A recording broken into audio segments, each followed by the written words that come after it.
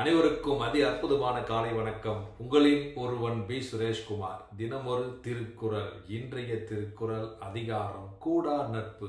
ஆங்கிலத்தில் அன்ரியல் ஃப்ரெண்ட்ஷிப்னு சொல்லுவாங்க. குறள்: சொல் வணக்கம் ஒன்றார்கண் கொள்ளற்க, வில் வணக்கம் தீங்கு குறித்தமையான். குறள் எண் 827.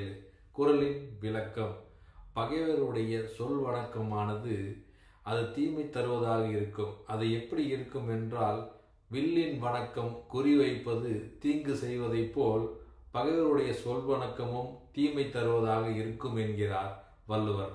அழகா சொல்லியிருக்காரு பாருங்க வள்ளுவர். கூடா நட்புனா ஏற்கனவே அவர் சொல்லியிருப்பார். கூடா நட்புனா கூடவே கூடாதுங்க. நம்மளுடைய பகைவர்கள் நம்மிடம் நன்றாக நட்பு பாராட்டி பழகுவதை போல் பழகிவிட்டு அதனுடைய நமக்கு பின்னாடி தீமை செய்வார்கள். அது எப்படி இருக்குதுன்னா, ஒரு வில்லிலிருந்து வெளிப்படக்கூடிய அம்பு எப்படி இருக்குன்னா, அந்த அம்பு குறிவைப்பது நமக்கு எதிரிகளையோ மற்றவர்களையோ அது குறிவைத்து தாக்கி அழிக்கக்கூடியதாக இருக்கும். அது தீமை மட்டும் செய்யக்கூடியதாக இருக்கும். அதுபோல் பகைவரிடம் வெளிவரும் வார்த்தைகள் வஞ்சகமான வார்த்தைகளாக இருக்கும். அதனை ஏற்று நல்ல வார்த்தையாக நம்பக்கூடாது என்கிறார் வள்ளுவர். ஆகையால யார் என்ன சொன்னாலும் ஆராய்ந்து நாம் ஏற்றுக்கொள்ள வேண்டும். அப்படி ஆராய்ந்து ஏற்றுக்கொள்ள முடியாத விட்டால் நமக்கு தீமை மட்டுமே மிஞ்சும். அதனால யார் என்ன சொன்னாலும் அது நல்ல வார்த்தையா கெட்ட வார்த்தையா தீமையா நன்மையா நம்ம ஆராய்ந்து ஏற்றுக்கொள்ள வேண்டும்.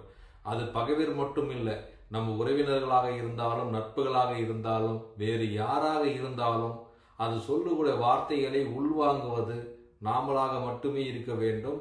அதனை உண்மையா தீமையா என்று ஆராய்ந்து ஏற்றுக்கொள்வதே சிறப்பாக இருக்கும். இக்குறள் மூலம் நாம் தெரிந்து கொள்வது, நட்புன்னு எடுத்துக்கிட்டா நல்ல நட்பை மட்டும் வச்சுக்கணும், கெட்ட நட்பு கூடவே கூடாதுங்க. கூடா நட்பு அகற்றிவிட வேண்டும், நல்ல நட்பை ஏற்றுக்கொள்ள வேண்டும். மீண்டும் திருக்குறள்: சொல் வணக்கம் ஒன்றார்கண் கொள்ளற்க, வில் வணக்கம் தீமை குறித்தமையான். திருக்குறள் கற்போம், வாழ்வில் உயர்வோம். மூழ்காமல் முத்தில்லை, வெட்டாமல் தங்கமில்லை. நல்ல நட்பு இல்லாமல் வாழ்க்கையில் உயர்வு இல்லை. அதைப்போல் தீமை நட்பையால் நமக்கு தீமை மட்டுமே வர வேண்டும். ஆகையால் அந்த தீமை நட்பை அகற்றிவிட்டு நல்ல நட்பை ஏற்று வாழ்வில் மகிழ்வோம். நன்றி, வணக்கம்.